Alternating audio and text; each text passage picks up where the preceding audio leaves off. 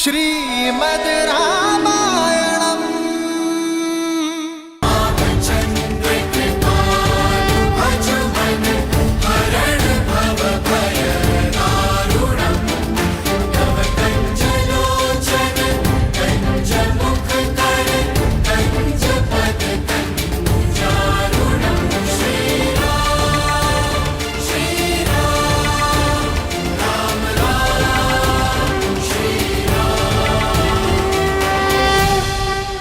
राम,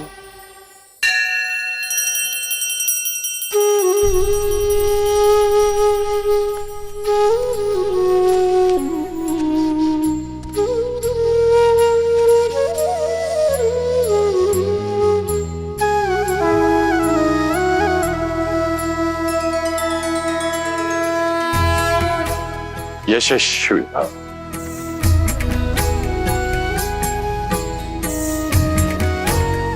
लक्ष्मण,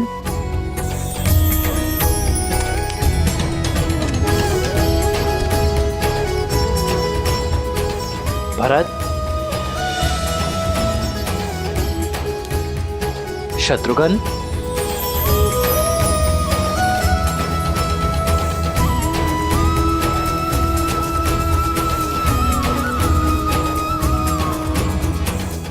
यशस्वी भव। मेरे प्रिय शिष्य, आज मेरा कर्तव्य पूरा हुआ। तुम सबकी शिक्षा संपूर्ण होती है, किंतु सदा स्मरण रखना, जीवन से सीखने की प्रक्रिया का कभी अंत नहीं होता। जी आचार्य।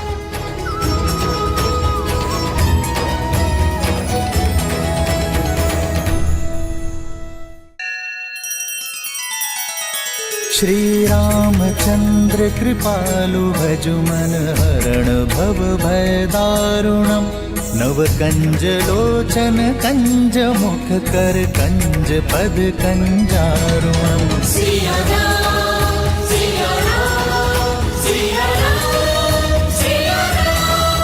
आदर्श और मर्यादा की है ये कथा महापावनम्। काट मद श्री से मिला दे श्रीमद् रामायणम्। श्रीमद् रामायणम्।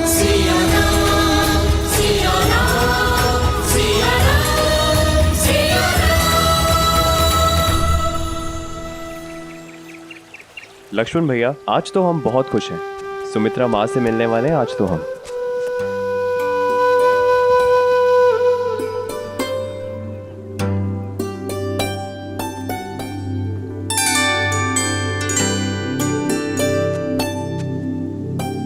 लक्ष्मण, घर जाने के प्रबंध हो गए? जी गुरुदेव। भरत,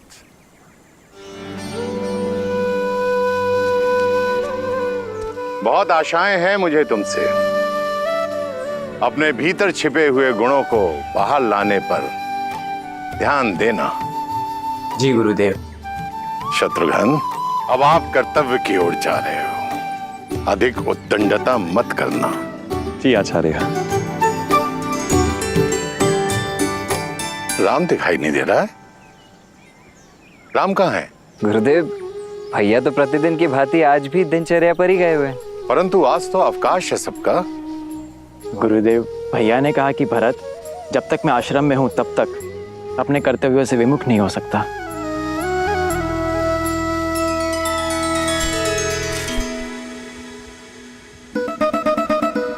अब खा भी लो नंदिनी।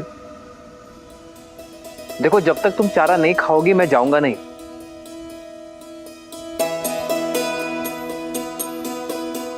नंदिनी, इस आश्रम में मेरी माताएं नहीं थी। तुमने मुझे स्नेह दिया और मैं भी तुमसे उतना ही प्रेम करता हूं।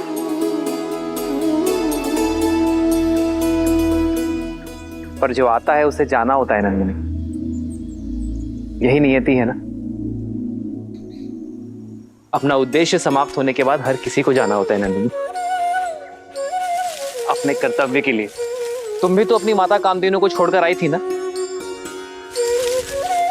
मेरा आश्रम काल समाप्त हुआ, जाना होगा मुझे नंदिनी, उसमें रूठना क्या।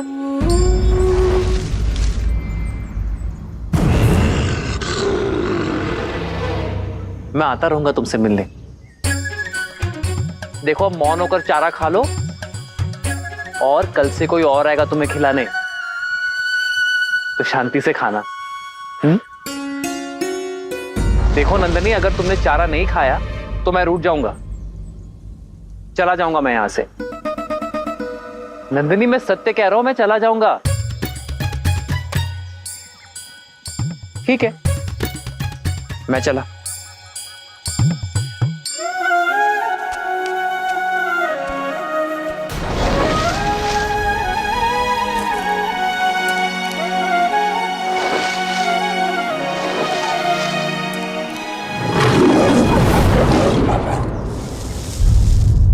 नंदिनी,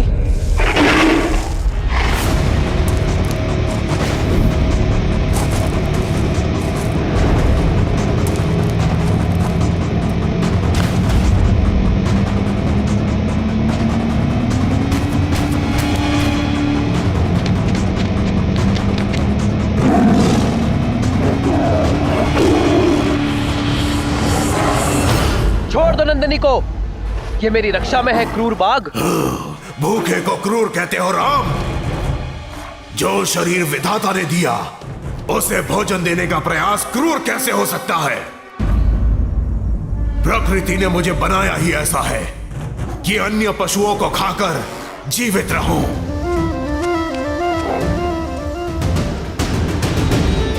मैं अपने गुरु और मां कामधेनु के प्रति उत्तरदायी हूं। मेरे धर्म के आड़े मत आना, अन्यथा।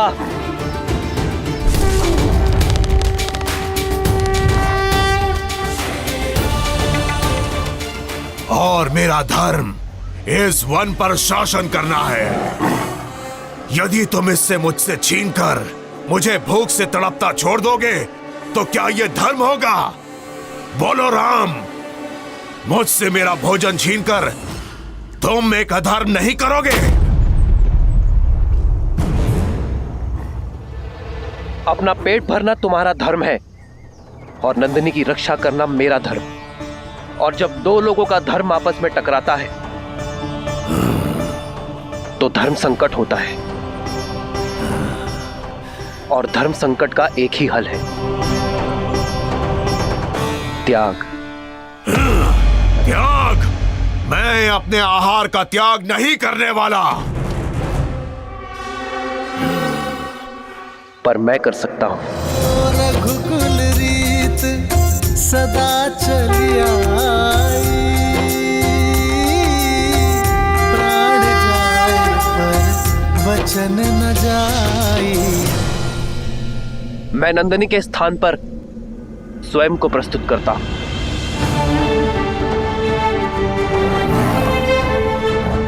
नंदिनी को मुक्त कर दो और मुझे अपना आहार बना लो। तुम्हें भोजन मिलेगा और मेरे कुल की प्रतिष्ठा भी बनी रहेगी। एक गाय के लिए अपने प्राणों की आहुति दोगे? मूर्ख मत बनो। चारों ओर देखो, कोई नहीं यहाँ। किसी ने हमारी बात नहीं सुनी। यदि तुमने कहा बाघ ने नंदिनी का आखेट किया तो कोई भी तुम्हें दोष नहीं देगा। दुर्घटनाएं घटती हैं। सत्य कहा, कोई नहीं है यहां, कोई नहीं देख रहा है हमें। यदि सबको सूचना मिलती है कि एक बाघ ने राम को खा लिया तो कोई तुम्हें दोष नहीं देगा। दुर्घटनाएं घटती हैं, कोई नहीं देख रहा है, इसलिए मैं अपने कर्तव्य छोड़ने का पाप नहीं कर सकता, क्योंकि अपने कर्तव्य के लिए त्याग से अधिक शुभ और कुछ नहीं।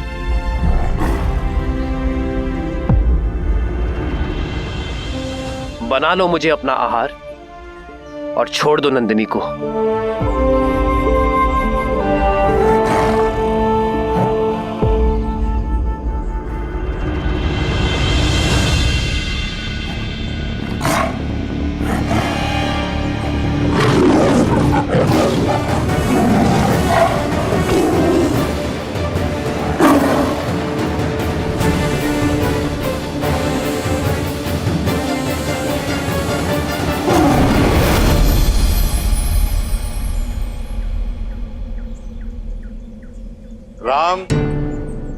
नंदिनी सुरक्षित है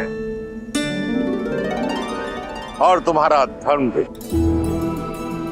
तुमसे पहले तुम्हारे पूर्वज महाराज दिलीप के सामने भी ऐसी ही परिस्थिति आई थी।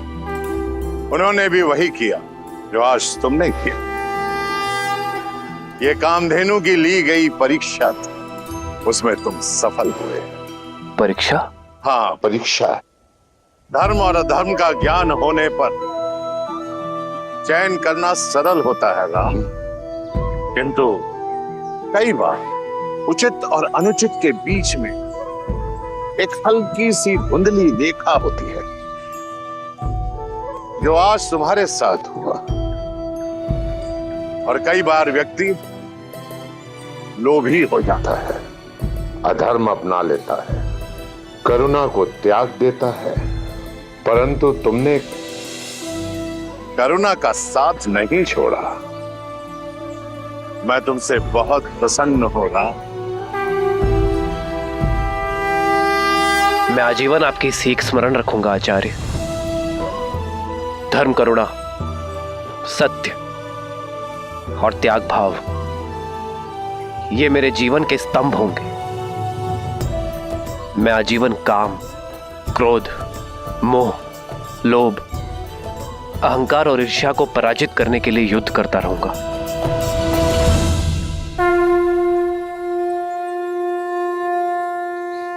यशस्वी भव राम, यशस्वी भव। मेरे पास जो आया था वो प्रकाश की एक रेखा थी। मुझे गर्व है राम कि मैं धर्म का सूरज अयोध्या भेज रहा हूं। जहां नारायण नर के रूप में भविष्य की यात्रा के लिए सज्ज हो रहे थे, वहीं रावण स्वयं को नर से सुरक्षित करने के लिए यमलोक की ओर बढ़ रहा था।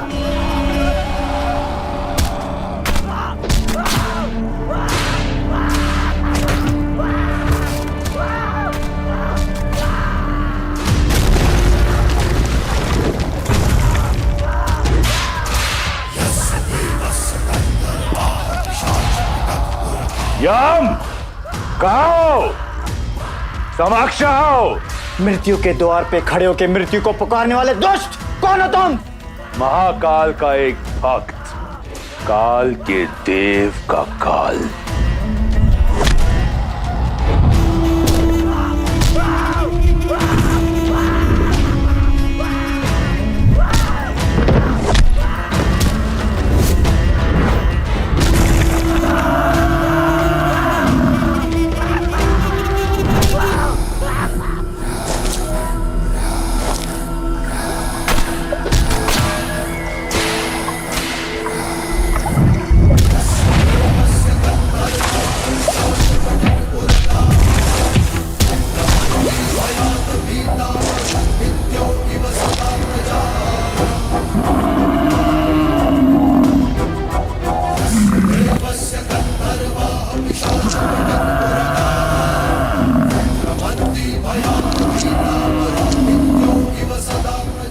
लौट जाओ दशानन।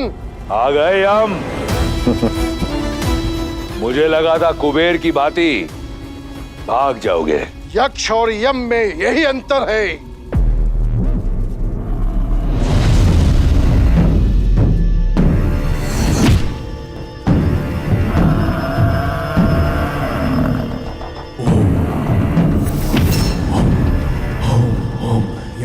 काल को ललकारने वाले अकाल मृत्यु को प्राप्त करते हैं।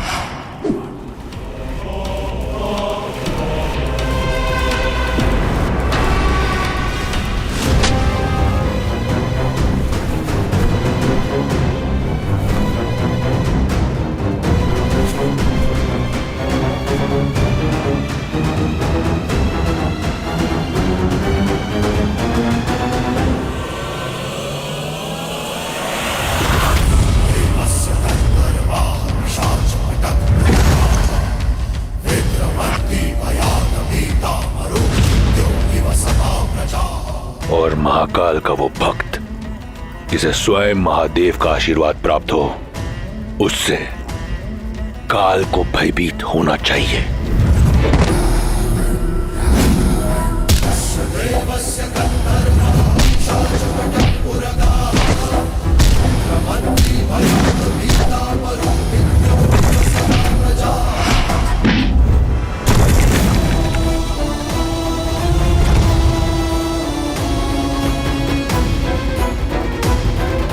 मूर्खता मत कर रावण। ब्रह्मदेव के दिए वरदान का अनुचित लाभ मत उठा। उसी वरदान के अनुसार तुम मुझे मार नहीं सकते। सोचता हूं आज मृत्यु को ही मृत्यु दे दूं।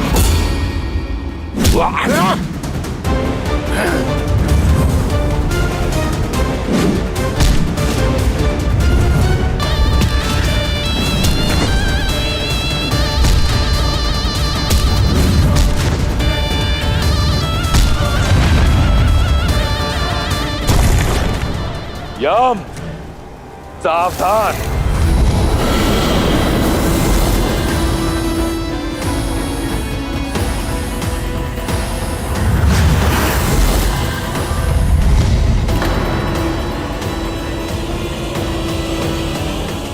रुक जाओ दशानन।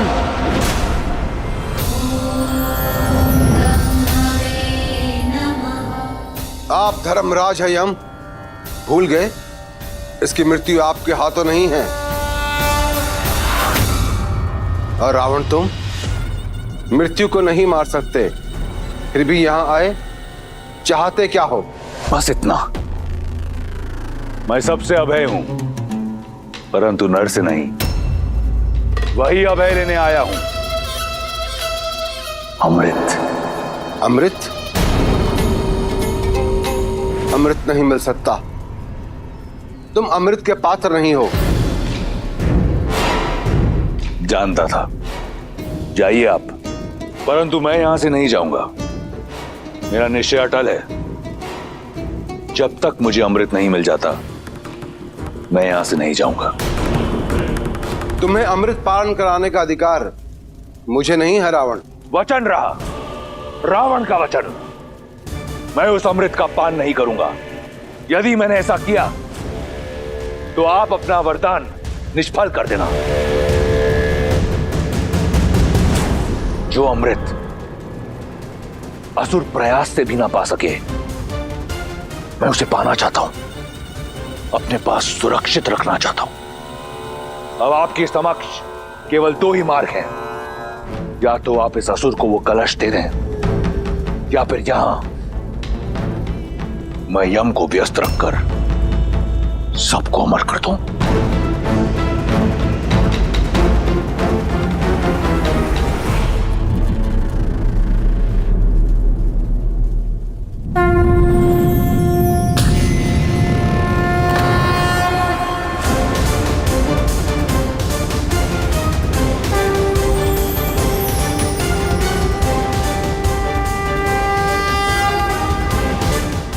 उत्तम,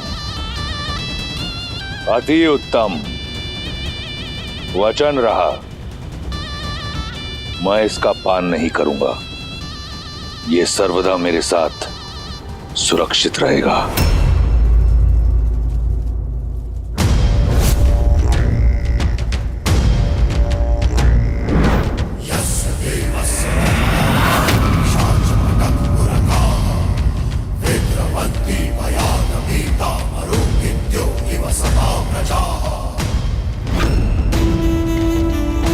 नर का अभय नहीं दिया था ना ब्रह्मदेव? अब देखो, नर ले आओ या कोई और जाति उत्पन्न करो, जैसे ही मुझ पर प्रहार होगा, ये कलश टूटकर इसका अमृत मेरे लहू के साथ मिल जाएगा। इस तरह मेरा वचन भी नहीं टूटेगा। अब रावण का कोई तोड़ नहीं।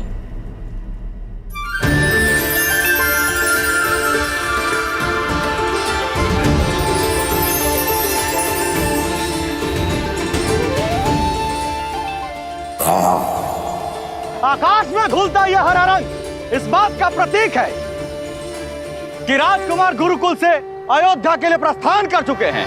श्री रामचंद्र की जय, श्री रामचंद्र की जय, श्री रामचंद्र की जय, श्री रामचंद्र की जय, श्री रामचंद्र।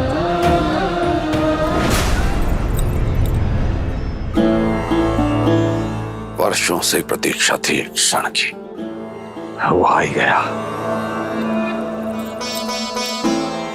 प्रतीक्षा तो हमने भी की है अपने पुत्रों के लौटने की,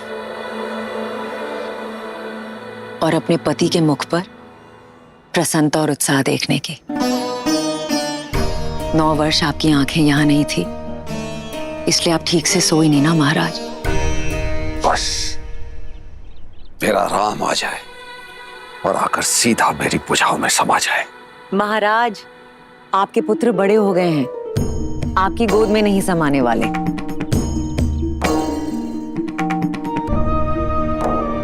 हम तो ये भी नहीं जानते कि हमारे पुत्र दिखते कैसे हैं महाराज। ये निर्दयी समय कितने वेग से दौड़ता है ना। अपने नन्हे मुन्ने आंखों के तारे भेजे थे हमने गुरुकुल, और आज जो लौट कर आ रहे हैं वो अयोध्या की प्रजा की आंखों के सूर्य हैं। कितनी आशाएं, कितने दैत्व बंधे हैं राम से।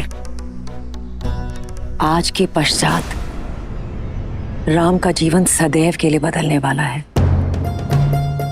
क्या जाने नियति हमारे पुत्रों को किस ओर लेकर जाएगी। किंतु मैं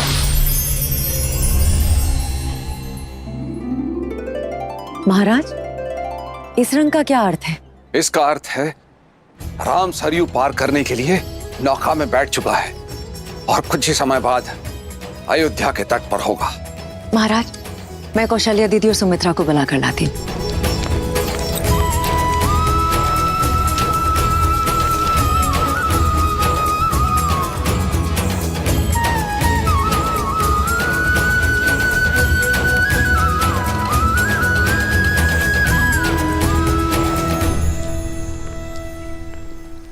क्या हुआ महारानी, ऐसा क्यों प्रतीत हो रहा है कि आप किसी बात को लेकर चिंतित हैं?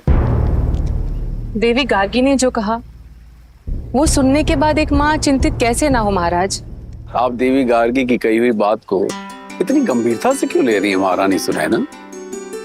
हो सकता है उन्होंने जो कुछ कहा हो हंसी ठिठोली में कहा। हाँ, पर उन्होंने जो भी कहा सच ही तो कहा है ना महाराज। और वो बात कहीं ना कहीं मेरे मन में अटक गई है। क्या सीता के लिए योग्य वर मिल पाएगा? अवश्य मिले। ऐसे क्यों कह रही हैं आप? हमारी पुत्री तो असाधारण है। इसी बात की तो चिंता है महाराज कि हमारी पुत्री असाधारण है। नदी कितनी भी बेगवती क्यों ना हो, यदि उसे उचित मार्ग ना मिले तो वो सागर तक ना पहुंचकर बीच में ही कहीं खो जाती है। हमें सीता के लिए उचित वर ढूंढना प्रारंभ कर देना चाहिए महाराज। किंतु उससे पूर्व हमारे लिए यह जानना आवश्यक है कि विवाह के लिए हमारी पुत्री सीता सज है या नहीं। तुम्हारे माता पिता को तो अवश्य तुम्हारी विवाह की चिंता हो रही होगी। विवाह योग्य जो हो गई हो तुम। विवाह के विषय में मैंने सोचा नहीं है माता गार्गी, पर यदि कन्या आत्मनिर्भर हो, सबल और योग्य हो, तो क्या उसे सच में विवाह नहीं करना चाहिए?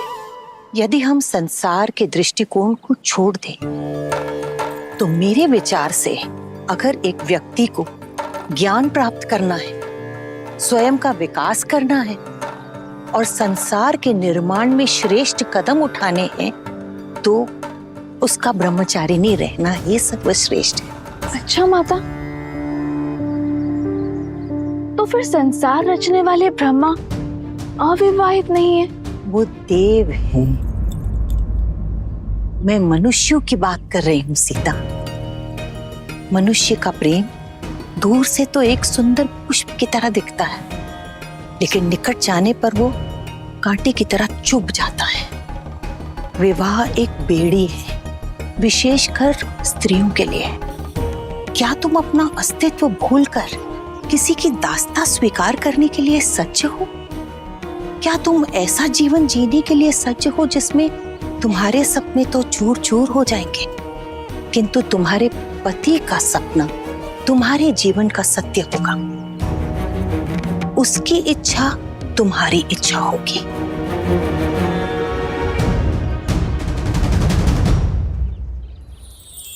क्षमा चाहती हूँ माता गार्गी, पर जैसे आपने कहा कि दृष्टिकोण की बात है, तो मेरी दृष्टि में विवाह रास्ता नहीं,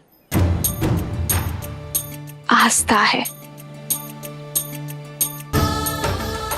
एक ऐसा संबंध जहां दोनों को एक दूसरे के लिए सम्मान हो, समर्पण हो और समझ हो।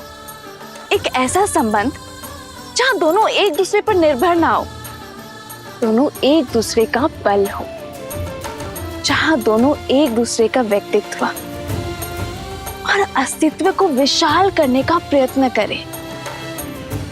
उस विवाह से सुंदर और मीठा और कुछ नहीं हो सकता माता गार्गी। जैसे शिव और पार्वती हैं, वो दोनों एक दूसरे के अर्धांग हैं, पर एक दूसरे को पूर्ण करते हैं। जैसे लक्ष्मी और नारायण। लक्ष्मी नारायण वो लक्ष्मी जो सदा विष्णु के चरणों में पड़ी रहती है, और जब विष्णु विश्राम करते हैं तो लक्ष्मी उनकी सेवा में तल्लीन रहती है। और विष्णु तो सदा भ्रमण कर रहे होते हैं संसार भर का। फिर से दृष्टिकोण की बात है। मेरी दृष्टि में ये दोनों की यात्रा है। यदि लक्ष्मी नारायण की सेवक होती तो क्या उनका नाम नारायण से पहले लिया जाता? लक्ष्मी का नारायण के चरणों में होना उनके सेवक का नहीं, विष्णु को जगाने का प्रतीक है।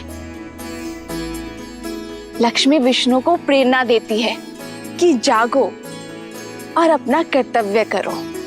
वो विष्णु से अपने साथ का त्याग करती है ताकि विष्णु अपना अवतार लेकर संसार के प्रति अपना कर्तव्य निभाए। संसार की श्रेष्ठता बनाने में जितना हाथ विष्णु का है, उतना ही हाथ देवी लक्ष्मी का भी है माता। सत्य तो ये है कि ना तो लक्ष्मी के बिना नारायण पूरे हैं और ना ही नारायण के बिना लक्ष्मी।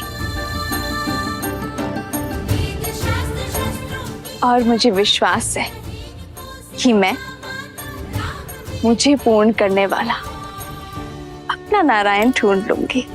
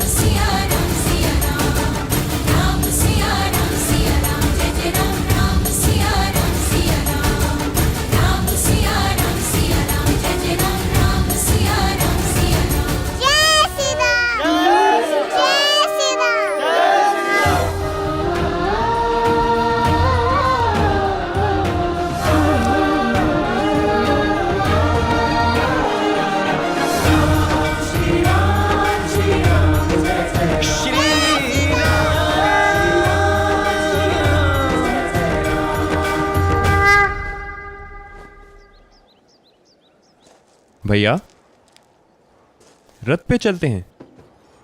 रथ में चले तो अयोध्या के सामीप्य का आनंद कैसे मिलेगा शत्रुघ्न?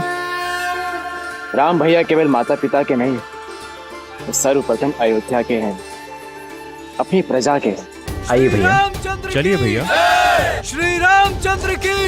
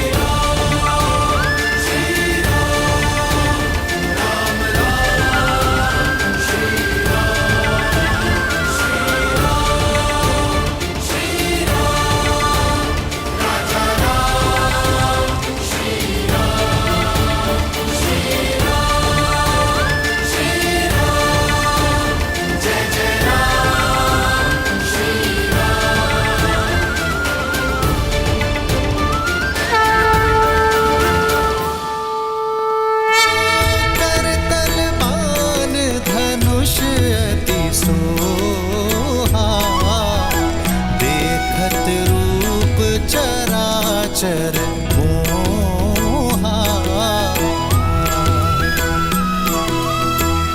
जिन्ह बिथी है बिहरही सब भाई, थकत हो ही सब लोग लुगाई।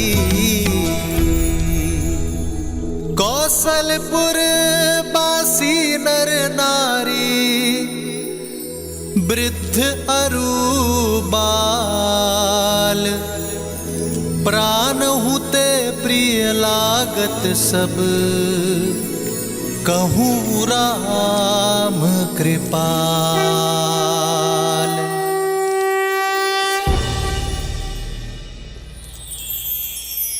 श्री रामचंद्र की, श्री रामचंद्र की, श्री रामचंद्र की, श्री रामचंद्र की, श्री रामचंद्र की, श्री रामचंद्र की, श्री रामचंद्र की।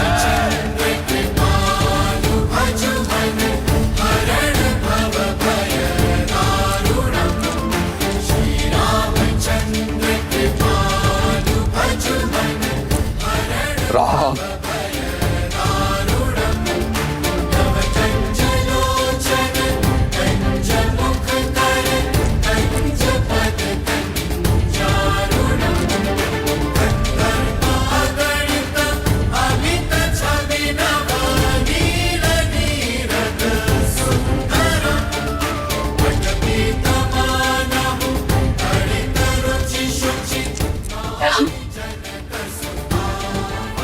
देखिए दीदी, हमारा राम कितना बड़ा हो गया है।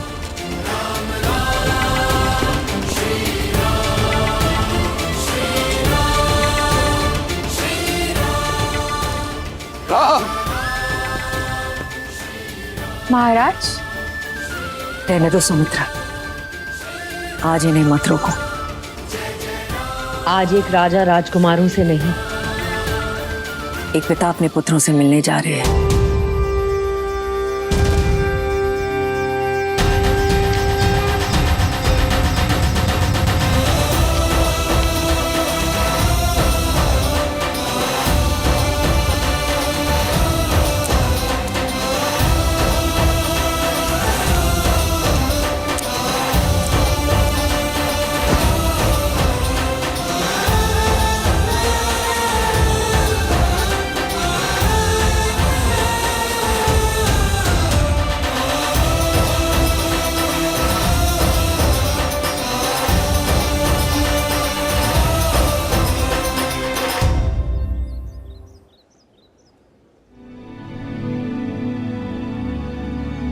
राम, कैसे बताऊं तुम्हें, तुम्हारे बिना एक एक पल किस प्रकार बिताए हैं मैंने।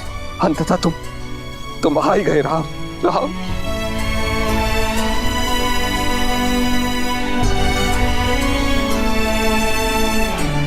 मेरे राम। जी पिताश्री, गुरु वशिष्ठ के आशीर्वाद से हमारी शिक्षा संपूर्ण हुई। प्रणाम गुरुदेव। यशस्वी भव। भूल हो गई गुरुदेव, राम के स्वागत को इतना आतुर था कि किसी और पे दृष्टि गई नहीं। इसमें तुम्हारा दोष नहीं है पुत्र।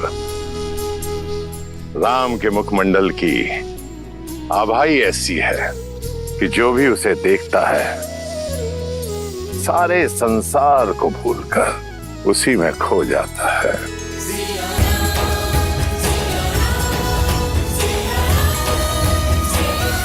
श्री रामचंद्र की, श्री रामचंद्र की, श्री रामचंद्र की, श्री रामचंद्र की, श्री रामचंद्र की। अयोध्या वासियों, आपका राजकुमार लौट आया है, मेरा पुत्र रामचंद्र।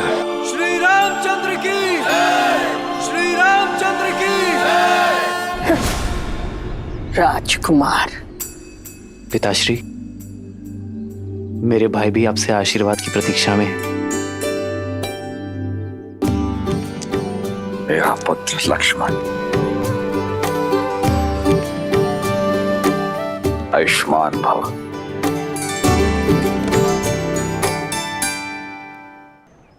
हाँ, मेरा सबसे छोटा पुत्र शत्रुघ्न।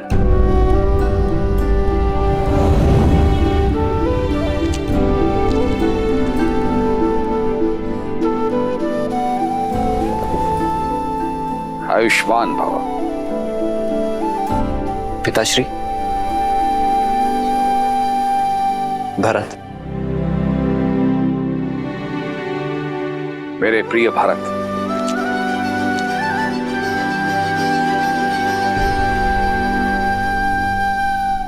नमन पिताश्री। आयुष्मान भव। भरत आपके लिए कुछ भेंट लाया पिताश्री।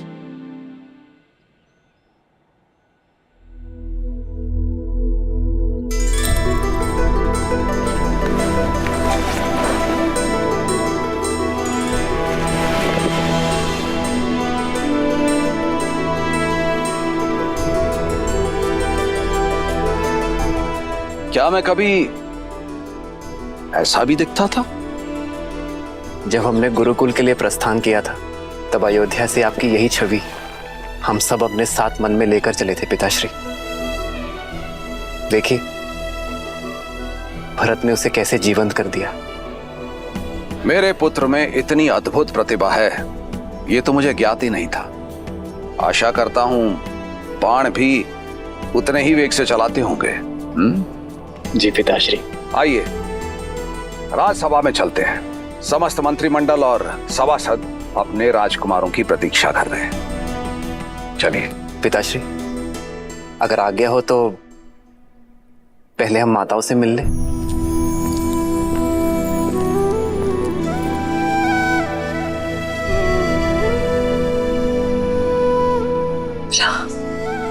माँ। आयुष्मान भव।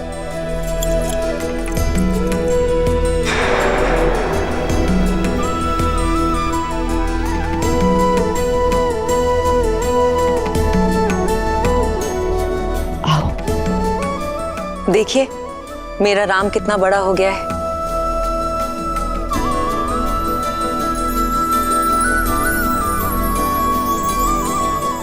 अपने पिताश्री की भांति कीर्तिमान और वीर बनो पुत्र। मैं तो आप जैसा बनने का आशीर्वाद चाहता हूँ माँ सुमित्रा। मुझ जैसा? मुझ में ऐसा क्या है? वो जो किसी में नहीं। वीर और प्रसिद्ध योद्धा होना सरल है, किंतु तुम्हारी तरह धैर्यवान और प्रेम करने वाला होना बहुत कठिन। और ये बात मेरा राम जानता है।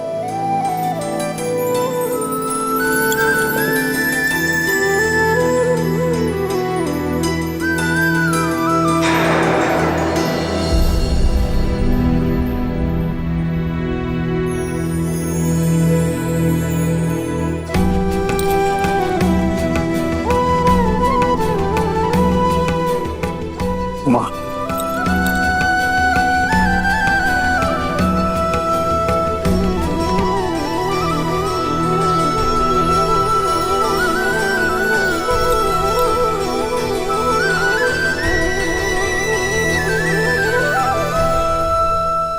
कल्पना में भी नहीं सोचा था कि तुम सब इतने बड़े हो जाओ।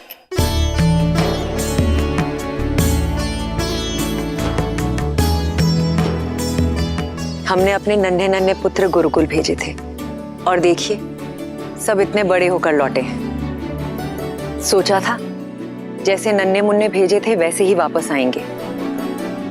राम मेरे गले लगेगा और पूछेगा कि मेरा राजभोग कहाँ है।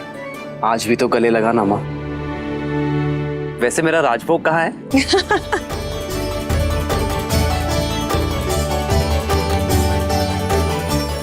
सब बनाया है।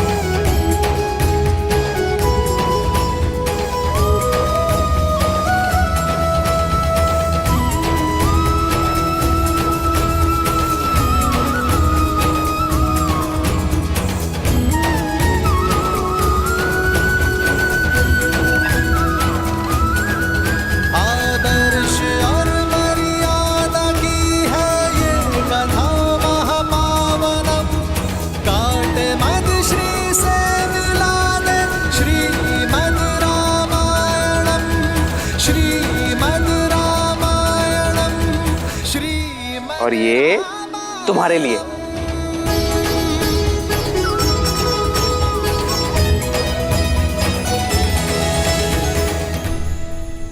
और हमारे राम भैया ने लक्ष्मण भैया को नदी में धक्का दे दिया। अरे तो इसमें इतना हंसने वाली क्या बात है?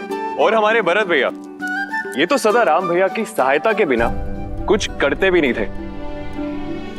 लेकिन सच में आश्रम में हमें बहुत काम करना पड़ता था, लेकिन आपके हाथ का स्वादिष्ट भोजन खाके सच में आनंद ही आ गया हमें। अच्छा पुत्र, ये बताओ कि आश्रम में तुम सबने क्या सीखा? पिताश्री, राम भैया तो आश्रम में सबके मुख्य थे। धर्म हो, शस्त्र हो या शास्त्र हो, हमारे राम भैया सबसे आगे। और अंतिम दिन गुरुदेव ने बड़ी भीषण परीक्षा ली राम भैया की, और वो भी बिना बताए। अच्छा, क्या परीक्षा ली थी? माया और करुणा में अंतर की। गुरु वशिष्ठ तो बड़े प्रसन्न थे भैया से। और लक्ष्मण, तुमने क्या सीखा? वही माता जो सदा से मुझे सीखना था। भैया राम का सर्वश्रेष्ठ रक्षक बनना और प्रत्येक कार्य में उनकी सहायता करना। और मुझसे नहीं पूछना, मैंने तो पहले ही कहा है, शस्त्र और अस्त्र मुझे भले भांति आते हैं, लेकिन जीवन का आनंद लेना मुझे सबसे अधिक आता है। देखिए माता, देखिए। नटखट पुत्र भरत, तुमने क्या सीखा?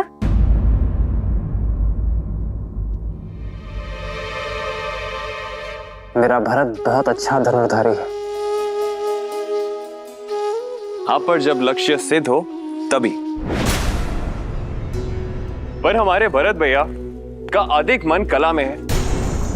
मेरे भरत भैया कविता बहुत अच्छी लिखते हैं और चित्र तो बहुत ही सुंदर बनाते हैं। ये तो बहुत ही अच्छी बात है कि हमारे सारे राजकुमार युद्ध करना जानते हैं। जो शस्त्र के साथ शास्त्र में प्रवीण हो, कला में ज्ञातक हो, मन से कोमल हो, वो विशेष है।